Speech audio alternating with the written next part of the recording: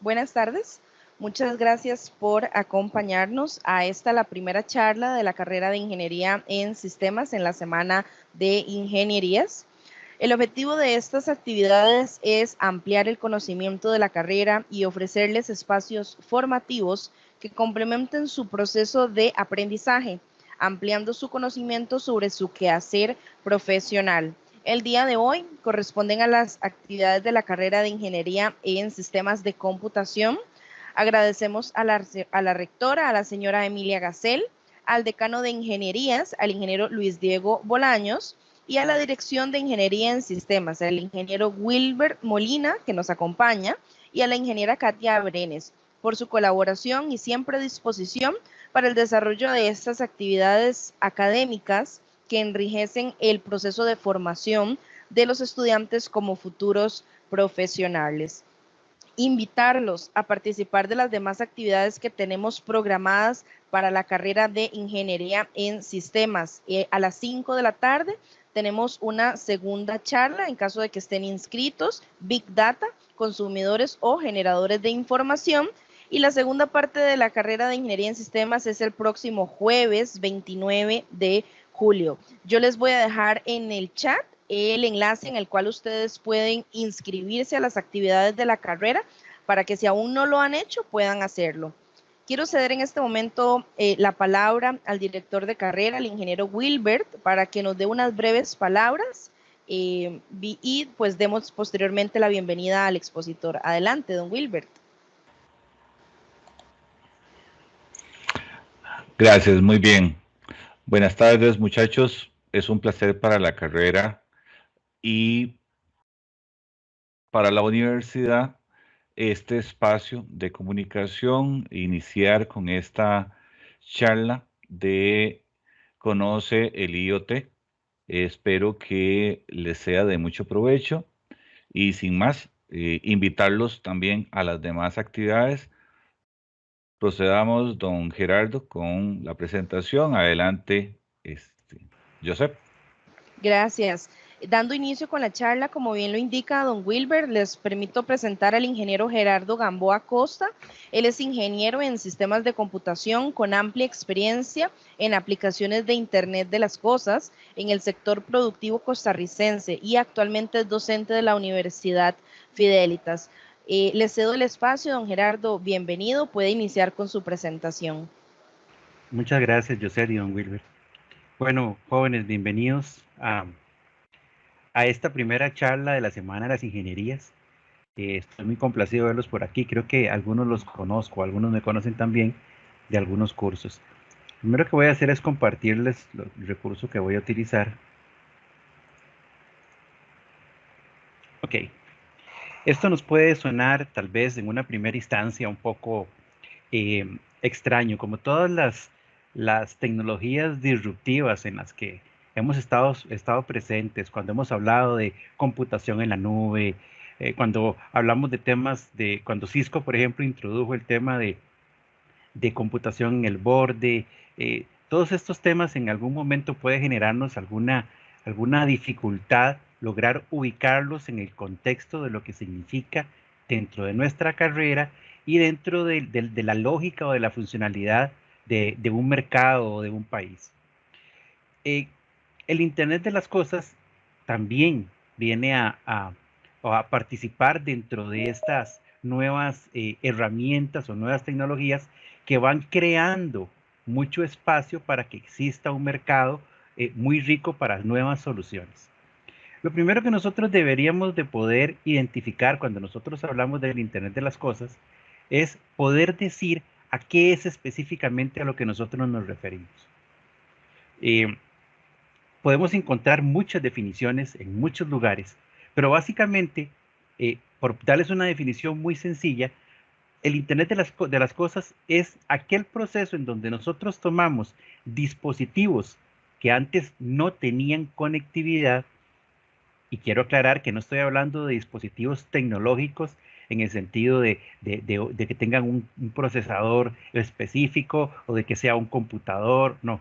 Cualquier tipo de dispositivo de uso tradicional y lo incorporamos dentro de una red dentro de una red de datos que puede ser local, puede ser una red abierta, puede ser una red personal.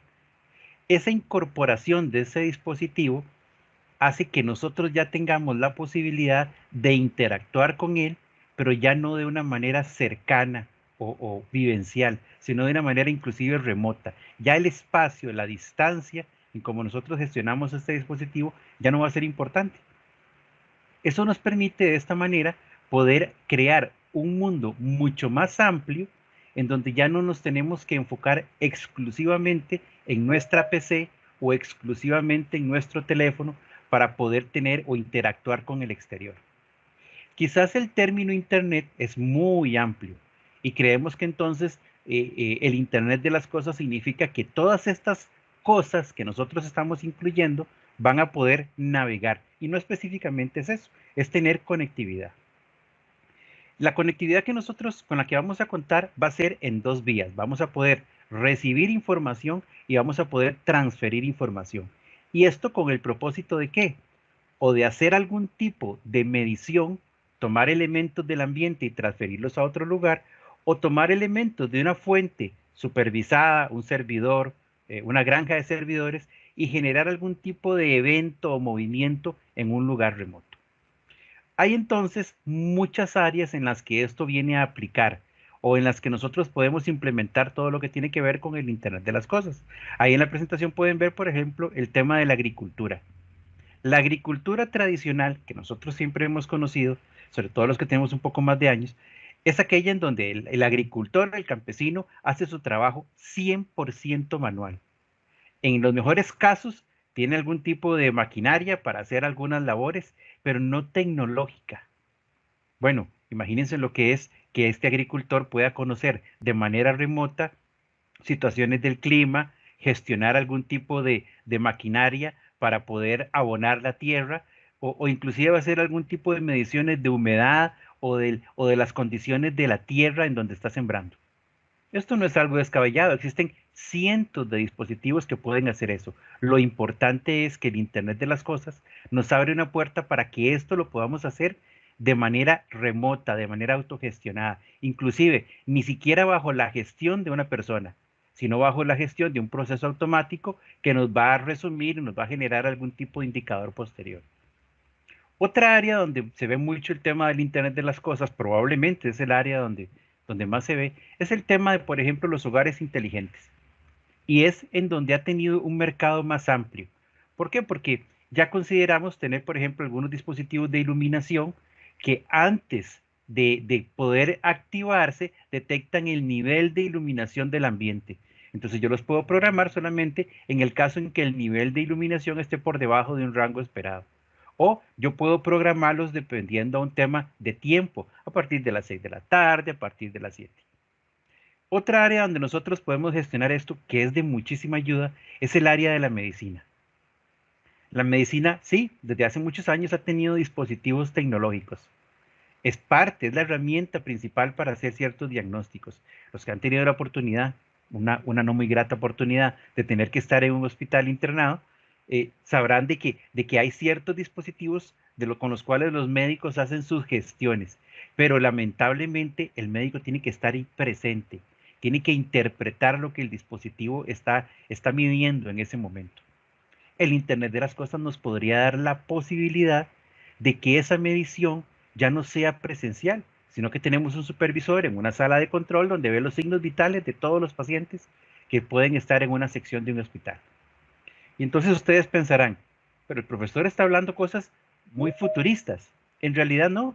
En realidad cualquiera de las cosas que hemos comentado aquí, que son 3 ejemplos muy básicos, son cosas que técnicamente hablando ya existen al día de hoy.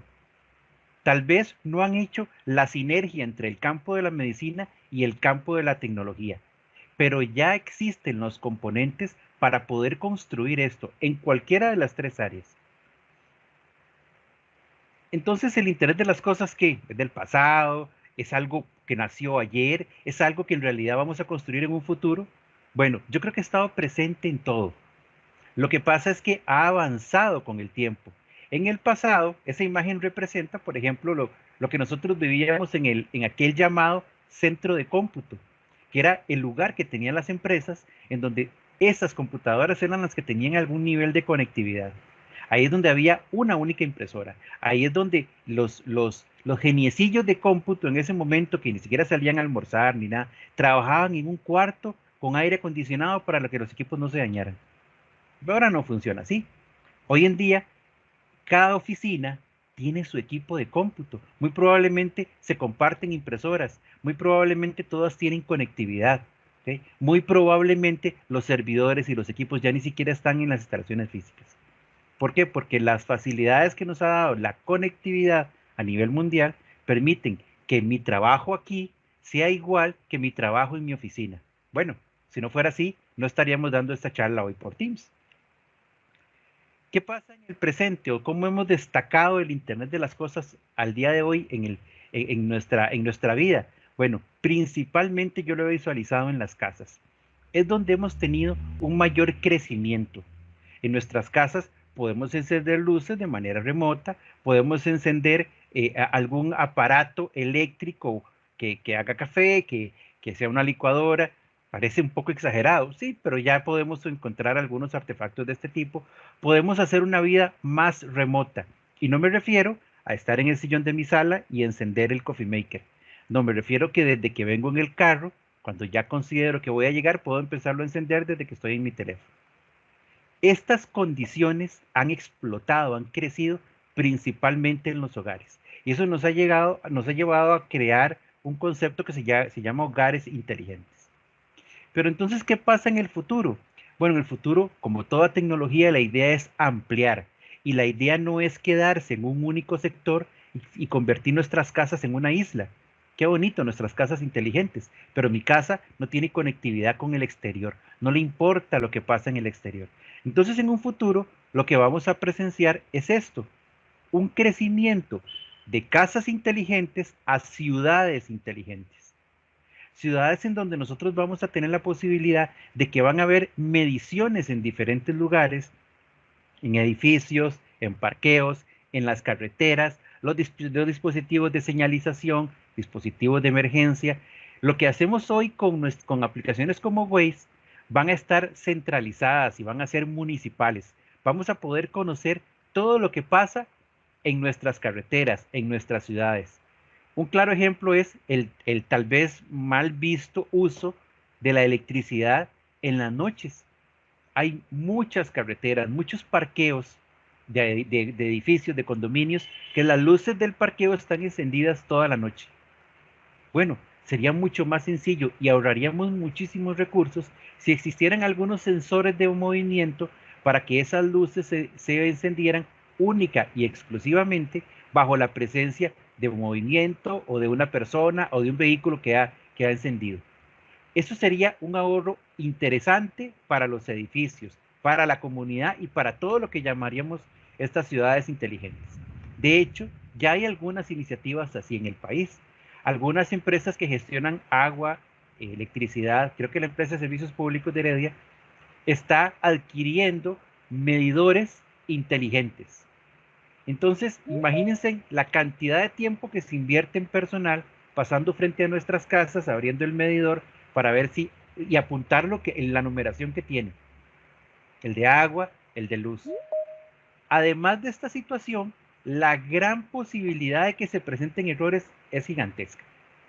Bueno, esto va a llegar a desaparecer y estos trabajos manuales van a ser llevados por dispositivos que van a tener conectividad. Para esto ocupamos mucha infraestructura en telecomunicaciones, además de otras áreas, pero probablemente las telecomunicaciones son las que más se van a ver afectadas. Bueno, el crecimiento de 5G en el país o el posible crecimiento en un corto plazo de 5G va a ser una gran alternativa, pero no es la única red que nosotros podemos utilizar. Nosotros podemos trabajar con otras redes alternativas que son creadas específicamente para el mundo del Internet de las cosas. La red LoRa o la red Sigfox, que inclusive ya hay antenas en el país de Sigfox que están trabajando. Lo que pasa es que todavía no les hemos dado el uso correcto y el uso masivo para que esto se expanda. ¿Por qué esas las redes digo que son diferentes? Bueno, la red 5G, a pesar de que es una red que facilita mucho el Internet de las cosas, sigue siendo una red para telefonía. para internet, para navegación. Son paquetes grandes los que se transfieren y el costo obviamente es superior. Pero las redes Sigfox o LoRa son redes que transmiten pequeños datos, pequeños valores de medición, especiales para eventos de Internet de las cosas. Ahora, importante, ustedes dirán, bueno, ¿cómo implementamos entonces una solución de Internet de las cosas?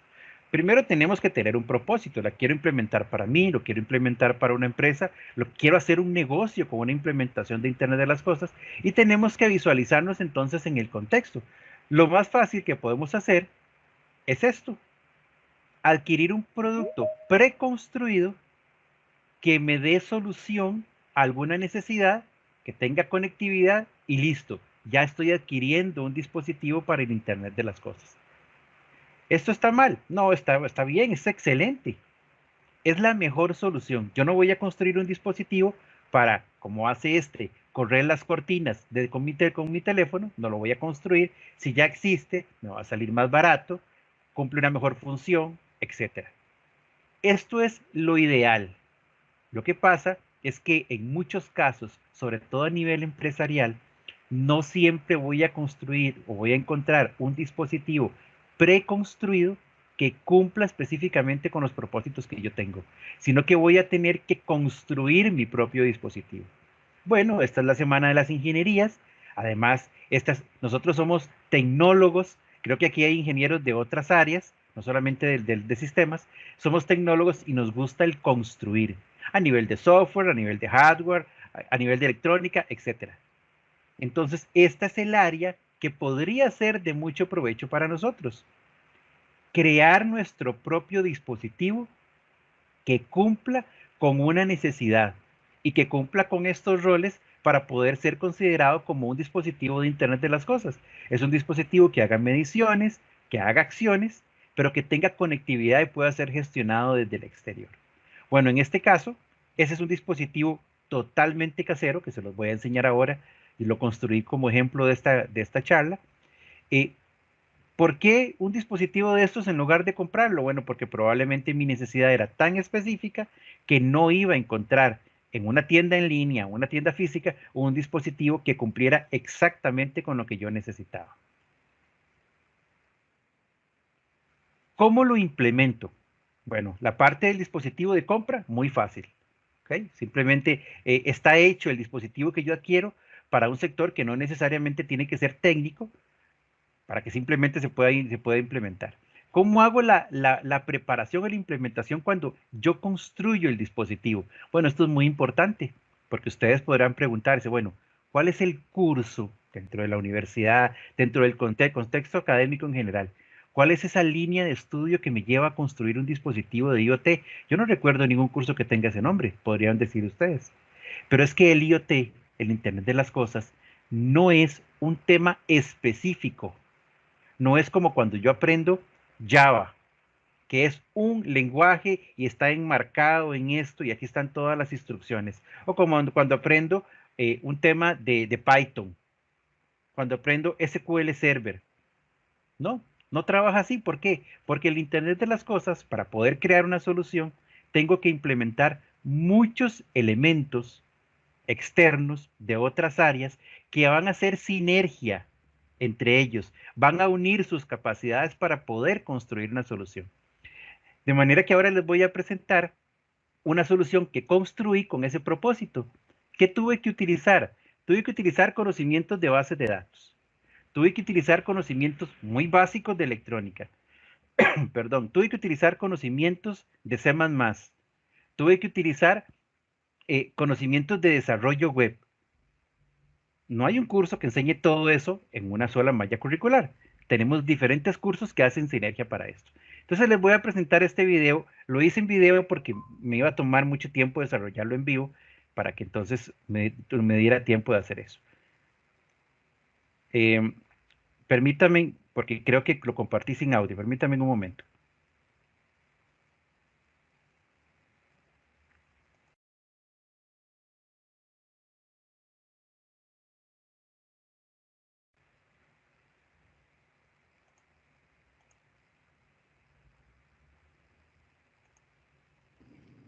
En este proyecto vamos a utilizar algunos dispositivos que voy a explicarles por aquí.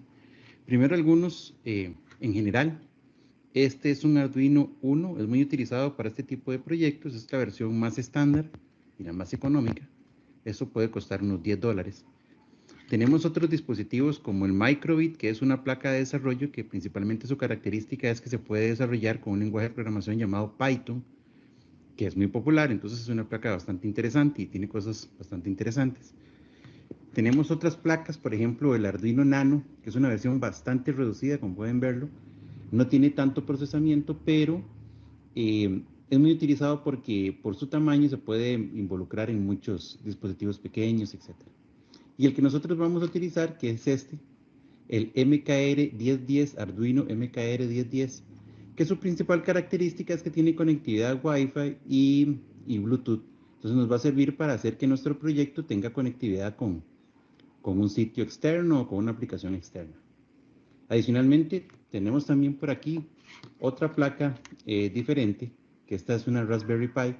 La característica de esta placa es que ya es de mayor tamaño, mayor procesamiento, tiene un sistema operativo propietario. Yo puedo utilizarlo como un microcomputador, pero ustedes pueden ver que aquí adentro tiene también sus pines. Entonces yo también puedo realizar mis propios proyectos. Adicionalmente a las placas vamos a utilizar un protoboard, una placa de diseño como esta, o como estas que son más chiquitas, que es para nosotros ir colocando nuestros componentes y ir dándole forma. Y algunos de los componentes son algunos LED para simular las luces de nuestro semáforo, una resistencia que vamos a utilizar por ahí, 220 ohmios, un botón que ya trae su resistencia como tal.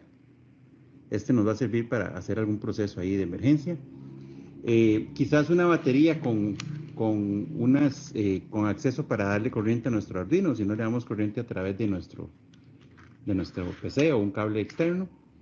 Y la idea es desarrollar un semáforo como esto. Esto está hecho con una caja de fósforos y pueden ver que, por ejemplo, aquí está todo el tema de la conectividad, la resistencia, los LED y los 4 pines que vamos a utilizar para darle formato al semáforo. Este va a ser nuestro prototipo. Básicamente con esto entonces vamos a construir el semáforo.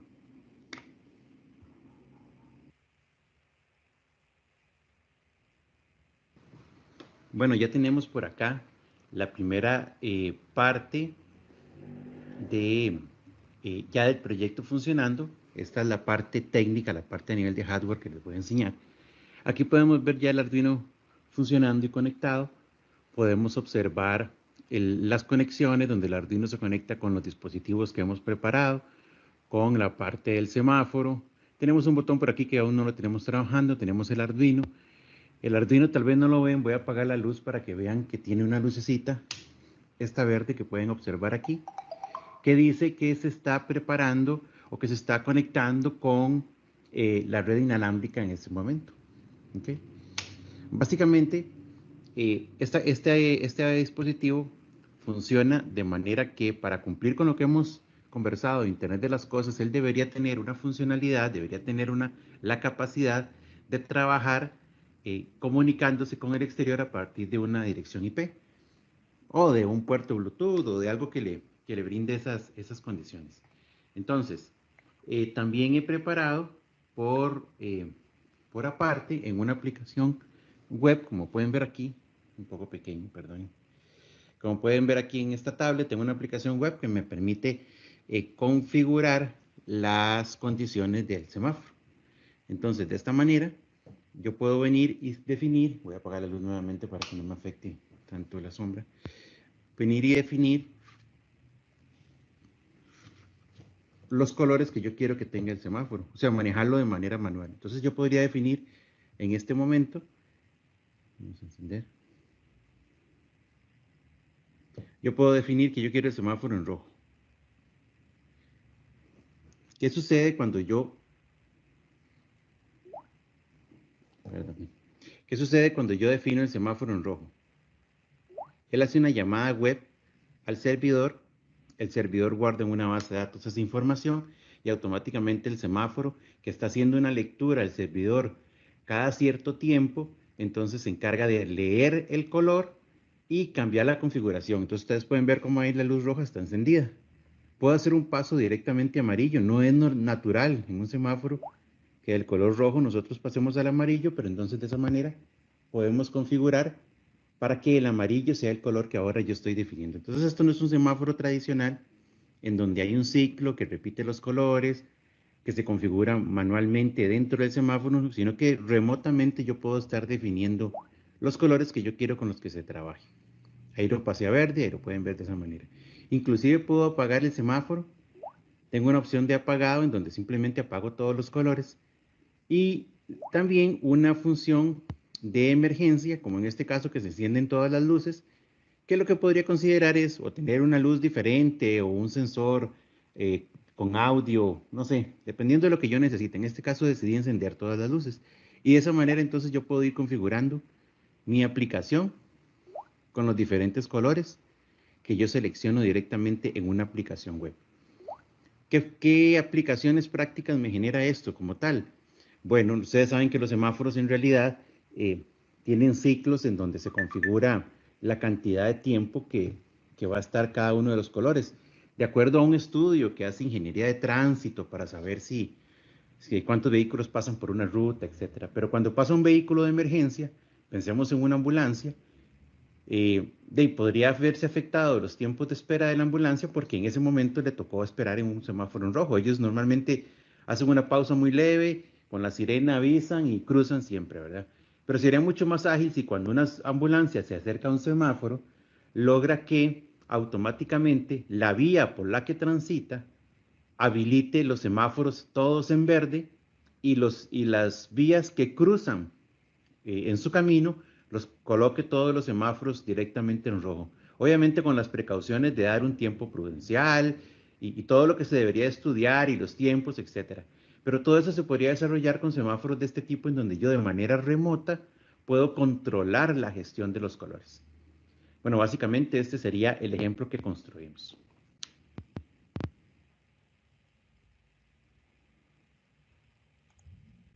Ok, entonces continuemos aquí.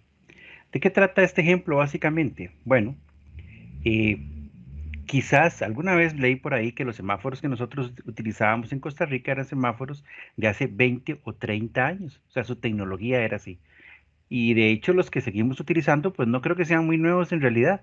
Es un semáforo que físicamente se tiene que gestionar en sitio. Después de un estudio hay que configurar los tiempos de un paso, del otro paso. Eso pues debería de seguir funcionando así por un tema de seguridad, un semáforo que no tenga conectividad. Pero nosotros podríamos, ahí les quedará el enlace en la presentación luego para, por si quieren ver el video nuevamente. Nosotros deberíamos de tener la posibilidad de autogestionarlos de manera remota, de que funcionen emergencias, de que el mismo semáforo literalmente aprenda de la cantidad de vehículos que pasan por una ruta para que autocalcule los tiempos de cada una. Puede ser que en verano, puede ser que de acuerdo a una construcción que hay en alguna calle, hay un semáforo que se ve afectado y transitan muchos carros y hay que cambiar esos tiempos. Pero después de 2 o 3 días hay que volver a tomar esos tiempos. Bueno, el semáforo podría aprender. ¿Por qué? Porque ahora mi dispositivo, que ustedes lo pueden ver aquí, el Arduino que yo tengo aquí, que es el que estaría ubicado en el semáforo, va a poder enviar y recibir información de un servidor en donde yo tengo una pequeñísima base de datos y voy a poder gestionar toda esa información. El semáforo como tal no va a ser quien aprende, no va a ser quien almacena ese histórico de datos. No, el semáforo simplemente consulta, consume datos que voy a tener gestionados en un servidor en la nube, donde sea que quiera tenerlo, pero con una base de datos que va a tener esa información histórica para poder brindar ese aprendizaje directamente al semáforo. Y gestionada desde cualquier punto. En este caso yo utilicé una tablet y por facilidad hice una aplicación web con un poquito de HTML y un poquito de PHP. ¿Qué es lo que yo pretendía? Bueno, que yo, usuario, pueda gestionar los colores. Porque hacer un ciclo que tarde 20 segundos, 30 segundos, 1 minuto, 3 minutos, bueno, es simplemente un ciclo. El día que tenga que cambiarlo, tengo que subirme con una escalera y traerme el semáforo para poder reprogramarlo. ¿Ok? Pero esto nos permitiría tener un gran crecimiento. Estoy poniendo un ejemplo de una ciudad inteligente en donde mis semáforos podrían tener ese concepto de inteligentes, aunque en realidad el semáforo seguiría siendo el mismo, solamente que tendría conectividad. ¿Ok? ¿Qué tenemos además de eso? Vean que aquí, por ejemplo, tenemos aplicación de diferentes tecnologías de sistemas. Aquí esto no lo hizo un experto, un gurú en bases de datos. Es una base de datos, mi proyecto, con una tabla. ¿Por qué? Porque solamente ocupaba almacenar el color, o al menos para este proyecto. Estoy utilizando HTML, PHP, lo básico que ustedes aprenden o aprendieron, los que ya pasaron por ahí de electrónica digital. Ven que el dispositivo no es nada especial.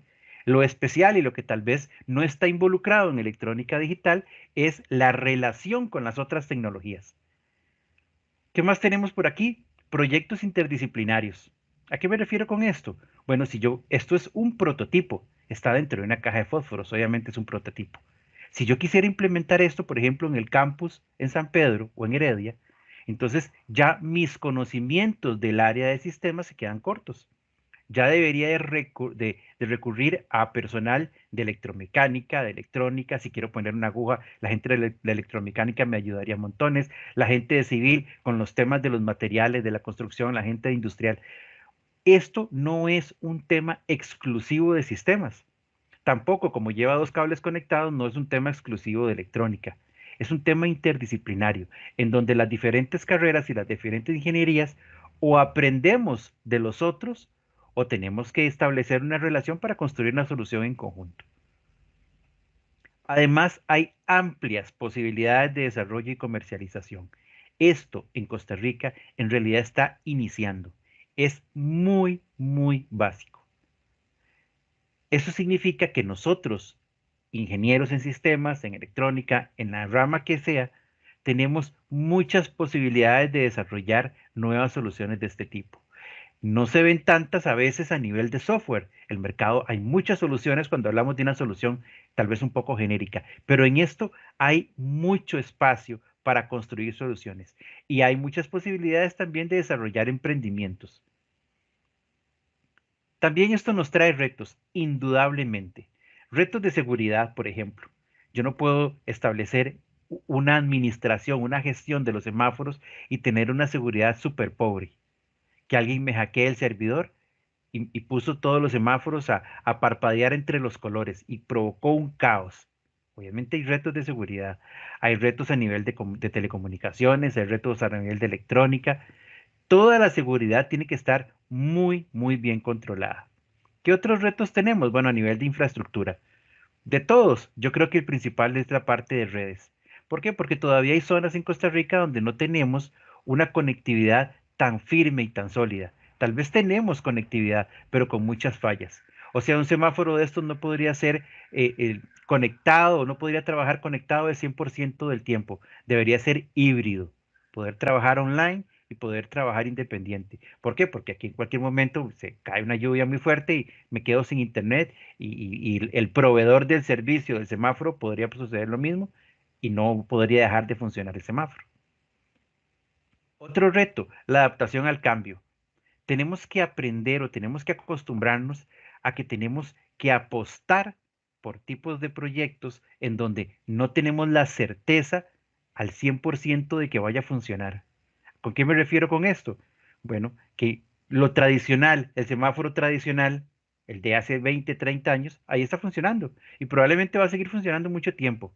Entonces muchas veces rechazamos la posibilidad de tener un nuevo dispositivo que tal vez al principio podría tener algún tipo de adaptación, pero que indudablemente puede ofrecer muchas mejoras.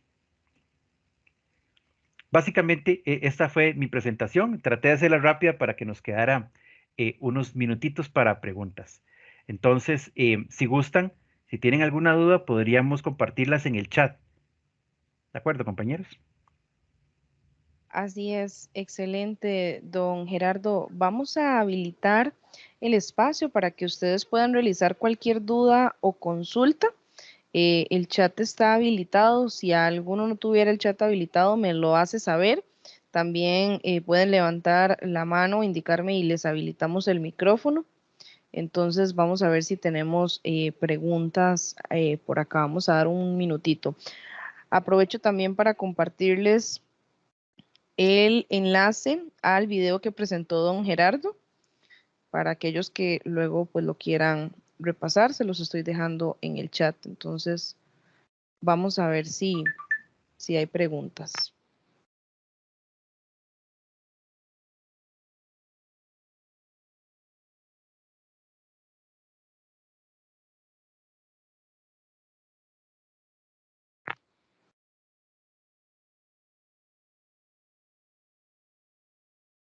Creo que todo quedó muy claro, don Gerardo. Ok, perfecto. Vamos a ver, alguien si quisiera aprovechar el espacio con el profesor. Lo que sí me gustaría saber es si tienen habilitado el chat. ¿Pueden escribir al chat? ¿Alguien si pudiera confirmarme? Yo al menos tengo un mensaje que me dice que no puedo enviar mensajes. Sí, por eso hago la consulta a los Ujú. participantes, si ellos pueden escribir.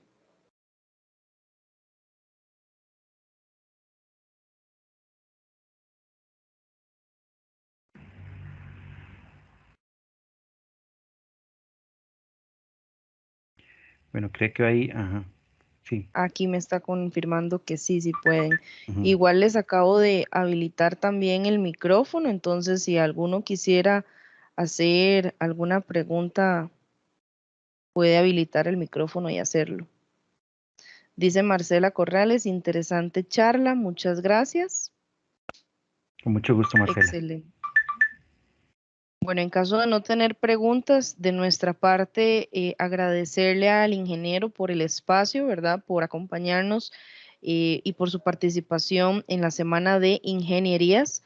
Recordarles a todos que las sesiones de toda la Semana de Ingenierías van a estar cargándose posteriormente en el canal de YouTube y en la página web para Yo- aquellos que tal vez no puedan asistir a alguna y quieran hacerlo. José, creo que don Guillermo sí tenía una pregunta. Por ahí vi que estuvo levantando la mano. No sé. Adelante, pueden habilitar el micrófono. Ok, buenas tardes. Excelente charla, profesor Gerardo. Mi pregunta está un poco salida del tema, tal vez en sí, ¿verdad? De los conceptos que vimos y es más en cómo vemos la afectación del IoT en la sociedad costarricense actualmente y cuáles son los principales desafíos que tenemos como país. Yo creo, me atrevería casi a apostar que el primer paso que nosotros tenemos que dar para poder generar más iniciativas de IoT es, es el tema de mejorar asuntos de conectividad. Por ejemplo, si ustedes son seguidores de noticias, se han visto noticias últimamente, todavía en el país seguimos con un conflicto sobre el uso que se le va a dar al tema de la red 5G, a quién le pertenece, si se va a entregar, si no se va a entregar. Entonces, yo creo que muchas de estas tecnologías llegan en el momento indicado y tenemos que aprovecharlas. Y este es el momento que nosotros deberíamos de aprovechar. Lo que pasa es que todavía estamos girando sin rumbo sobre qué vamos a hacer con este tipo de redes. Ahora, eso no significa que entonces vamos mal. Yo creo que Costa Rica tiene algunos elementos muy importantes. Primero, en Costa Rica hay una cobertura de educación muy amplia. O sea, aquí el porcentaje de personas que reciben una educación universitaria es muy, muy amplio en comparación con otros países. Nuestras capacidades técnicas son muy destacadas y es por eso que también muchas empresas de tecnología vienen a Costa Rica a trabajar con nosotros. Esas son cosas que nos dan muchas, muchas posibilidades. Inclusive las empresas de tecnología han apostado muchas veces por hacer proyectos o planes piloto en Costa Rica. Esta red de Sigfox que yo les mencionaba es una red que ya está en varios lugares de Centroamérica, pero comenzó en Costa Rica porque la infraestructura y las posibilidades de construirlo eran muy buenas. ¿Ok? Entonces yo creo que tenemos algunos retos, sobre todo en temas a veces de permisos, de nivel de gobierno, pero la parte técnica yo creo que va por muy buen camino. Y por lo menos en la universidad, yo no les puedo adelantar mucho porque creo que eso no se maneja por todavía, pero van a venir muchas oportunidades para trabajar con estas cosas.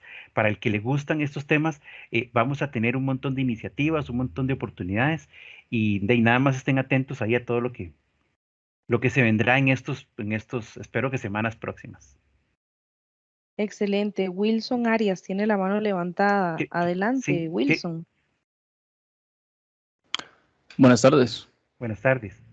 Pero vea, mi consulta es, a la hora de hacer la implementación de este tema, A nivel de hogar, por ejemplo, lo ideal sería implementarlo directamente en la red que tenemos o sería mejor poner una red aparte donde esté solamente todo este tema de automatización. Yo diría que, vamos a ver, eso depende mucho, al menos de dos aspectos. Uno, del consumo de los dispositivos y otro de un tema de seguridad.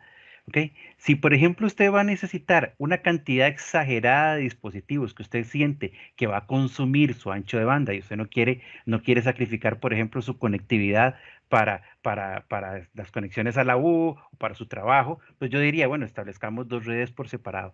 Pero el tema es que eso ya implica un costo adicional. Ahora, los dispositivos, por ejemplo, yo tengo en mi casa algunos medidores de temperatura en diferentes lugares. Cada 5 minutos, este dispositivo hace una medición y manda un paquete con los datos. Estoy hablando de que manda 4 numeritos, la temperatura y la humedad de ese momento.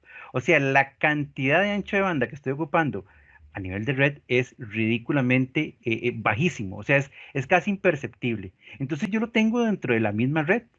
¿Ok? Y eso me permite no hacer una inversión extra y tener también mis dispositivos hasta cierto punto controlados, no tener una red adicional. Yo podría también montarlo en una red pública, o sea, yo podría tener esos dispositivos con una tarjeta de telefonía, pero eso significa entonces también más costos, tener que pagar un chip de, no sé, 5,000, 8,000 colones al mes solamente por transmitir un valor muy pequeño cada 5 minutos. Yo creo que en una alternativa de hogar, lo mejor sería un tema de mantenerlo a nivel de la misma red local. Muchas gracias. Okay. Anielka tenía una pregunta, perdón, yo sé, por ahí en el chat, dice que cuál es la diferencia entre el WSN y lo que es el IoT. En realidad hay muchas similitudes porque el WSN es una red de sensores. Eh, Ahí tal vez la diferencia podría enfocarse en que normalmente estas redes de sensores tienen servidores locales. Por ejemplo, no sé, yo tengo un campo, yo siembro en un campo, tengo 10 manzanas, entonces cada cierta distancia podría tener sensores de humedad, de temperatura, de esto, del otro. Entonces, la red de sensores se comunica entre ellos, pero hay un procesador único en ese lugar. Ese procesador podría ya estar conectado al Internet de las cosas y transmitiendo a un servidor para yo verlo en mi teléfono, etcétera. Pero la red de sensores normalmente es más local y no tiene conectividad con el exterior, solamente entre ellos y hay un dispositivo que sí tiene salida. El IoT, si nosotros lo analizamos desde ese mismo punto de vista, pues ve, los datos también se generan locales y se transmiten, pero la diferencia podría enfocarse normalmente en eso.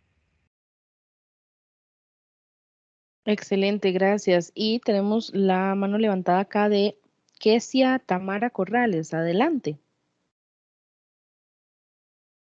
Buenas tardes. Es que uso la Buenas. cuenta de mi hija. Mi nombre es Joseph. ¿Qué tal? Bien, gracias. Don Gerardo, como usted lo mencionó anteriormente, a la hora de crear un dispositivo de estos, se requieren como de conocimientos de distintas ramas Ujú. y que la universidad, por ejemplo, en estos momentos no hay un curso que, que lo facilite. ¿Hay alguna No hay un propuesta en curso la con ese universidad? nombre. Ah, ok, Ujú. ok. Pero como les decía, es que difícilmente, es más, yo se lo voy a poner así, por ejemplo, yo llego y saco una iniciativa en la universidad y digo, quiero crear un curso que se llame Internet de las Cosas. Entonces me van a decir, ok, plantea un curso, tiene 15 semanas, y yo les voy a decir, no me alcanzan 15 semanas, porque necesito aprender un poquito de bases de datos. Necesito aprender un poquito de programación, necesito aprender un poquito de telecomunicaciones. Entonces, en realidad, el Internet de las Cosas no cabe en un curso. Necesito la unión de diferentes conocimientos para poder establecer una buena solución. O sea, si quiero establecer una buena solución, tengo que saber de conectividad para conectar mi dispositivo al servidor. Tengo que saber de programación para poder crear las interfaces y poder ver los resultados. Tengo que saber de programación para programar mi dispositivo. Quizás de bases de datos para poder almacenar toda una cantidad de datos y después, como con la charla que van a ver ahora, con una parte de Big Data, poder interpretar todos esos datos. O sea, no es una tecnología que me permitiría establecer un curso con ese nombre, porque en realidad es una mezcla de diferentes conocimientos. Perfecto, gracias. Ok, con gusto. Excelente. Bueno, me parece, no tenemos más manos levantadas, no tenemos más mensajes en el chat. Agradecerles nuevamente a todos y recordarles todas las charlas que vamos a tener durante la semana.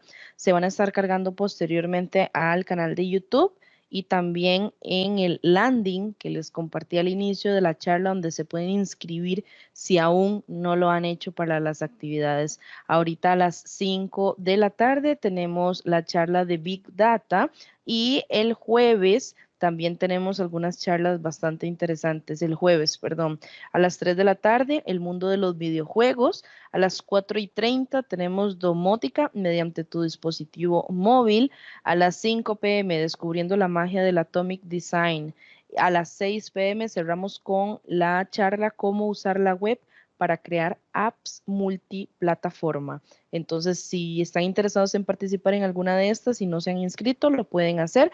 Voy a compartirles nuevamente el enlace para que se puedan inscribir. De esta forma, estaríamos dando por finalizada la actividad. Muchísimas gracias a todos y que pasen buenas tardes. Muchas gracias, hasta luego.